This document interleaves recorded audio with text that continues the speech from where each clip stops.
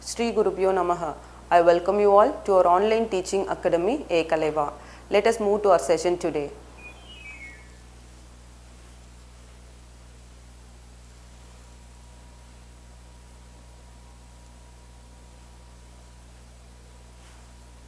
Okay. Our earth, which was formed billions and trillions of years ago, has many things like birds, mountains, rivers, rock, animals and plants. These things are part of our surroundings and we come in contact with them, and as they become our part of our day-to-day life. Let us see about this in this lesson. So in these pictures you will be able to see buildings, gardens, vehicles, humans and flowers. Out of these, some things can move from one place to another, and some things can move, can breathe, some things can reproduce, etc. And many things they are not able to move from one place to another place, they will not reproduce, they cannot grow, etc. So we can differentiate these things as living things and non-living things.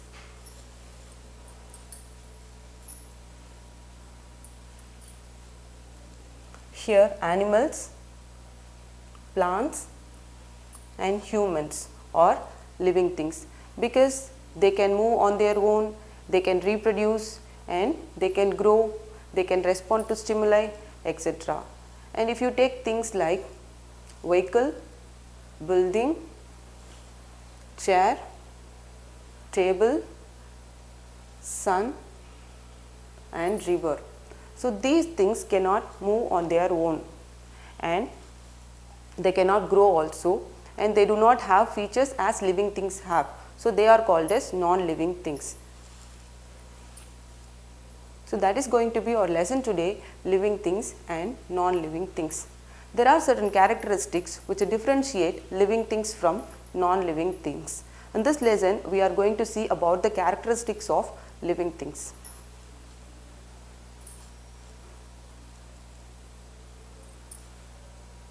Now let us see about the characteristics of living things one by one.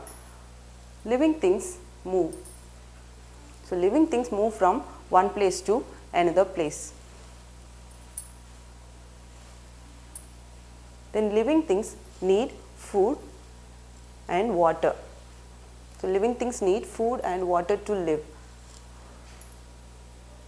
Living things breathe. Living things breathe through respiratory organs, and the respiration of living things depends, it varies from organism to organism, and we will see about this little later. Living things feel and respond to changes around them. So living things feel and respond to changes around them. So these respond to stimuli happens through sense organs. Living things have, then living things reproduce. So living things reproduce young ones of their own kind. At last, living things grow. Living things grow from young ones to adults. Humans grow, then plants grow from seed to seedlings, animals also grow. Let us see one by one. The first characteristic we are going to see is living things move. So there are reasons why living things move from one place to another place.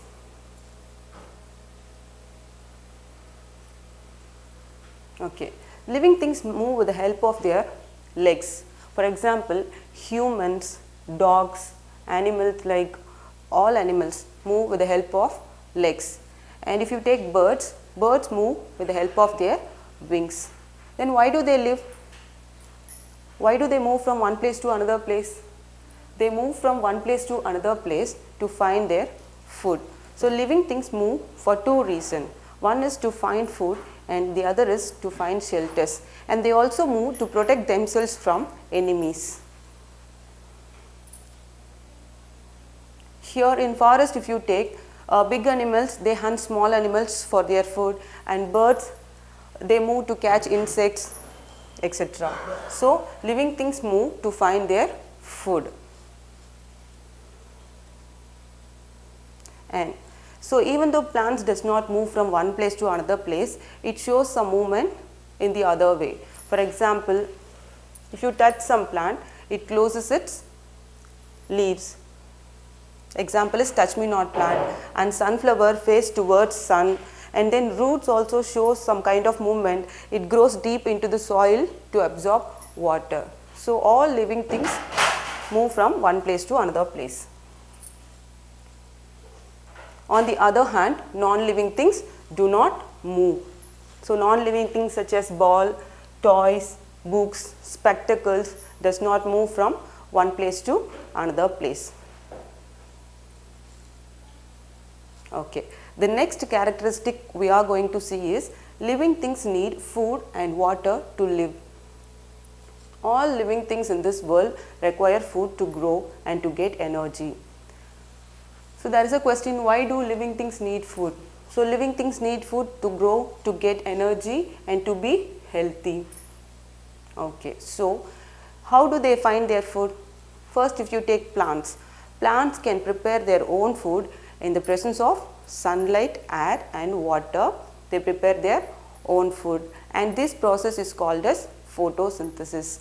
Animals and humans eat plants or other animals.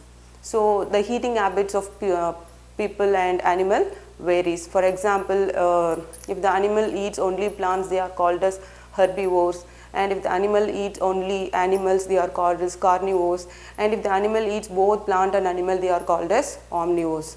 So people and animal eat plant or other animal. Why do they eat? Because to live and to grow, to get energy also. Here birds eat grains and plants need water, since water is food for plant, and then people eat food either plant or animal, and some animals eat plants, some animal eat animals.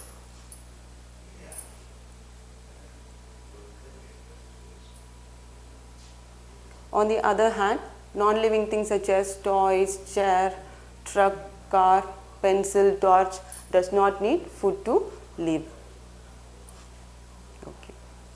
The next important characteristic that differentiate living thing with non-living thing is breathe. Living thing breathe, non-living thing do not breathe. Okay. So what is breathing? Breathing is nothing but exchange of gases. So exchange of gases takes place only in living things and not in non-living things. We intake oxygen and we give out carbon dioxide. Let us see about that. Okay. Humans and animals breathe through their noses. Okay. Humans and animals breathe through their noses, and the respiratory organs varies from animal, insect, worms, mammals like amphibians, aquatic animal. The respiratory organ varies. For example, mammals, birds, they respiratory through breathe through lungs. And if you take unicellular organism, for example amoeba, the exchange of gases in amoeba takes place through cell surface. It absorbs air or water from the surroundings. It takes in oxygen and it gives out carbon dioxide. And if you take amphibians, for example frog, what do you mean by amphibian then? The animal which live both on land and in water. So they are called as amphibian. And if you take amphibian, they breathe through different organ. For example, when they are in tadpole, when they are in the stage of tadpole, they breathe through their gills.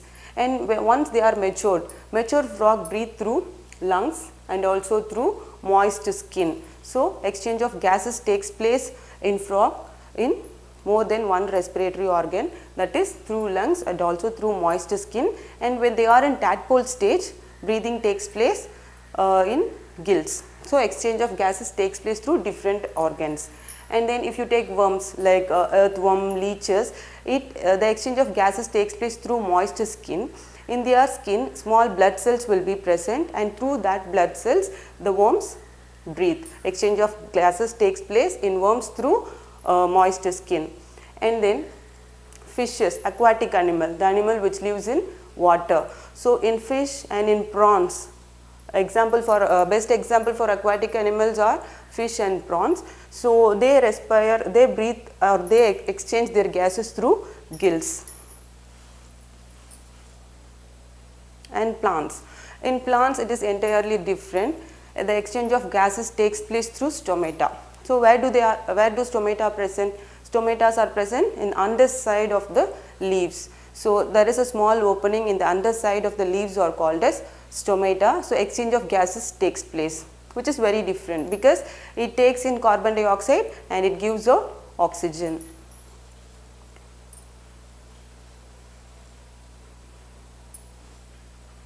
On the other hand, as usual, non-living things do not breathe. And the next characteristics are living things feel and respond to changes around them. So how do we respond to the changes around us?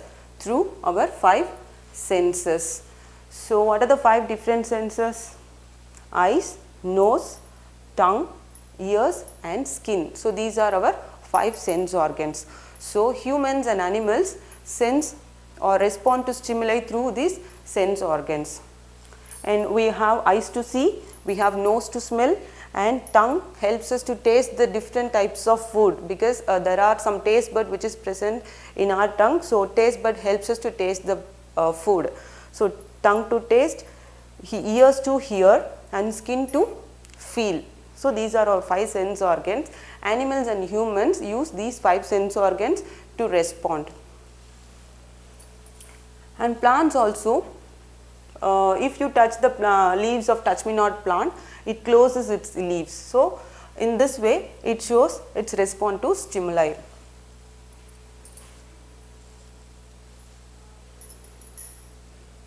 So on the other hand, non-living things do not feel.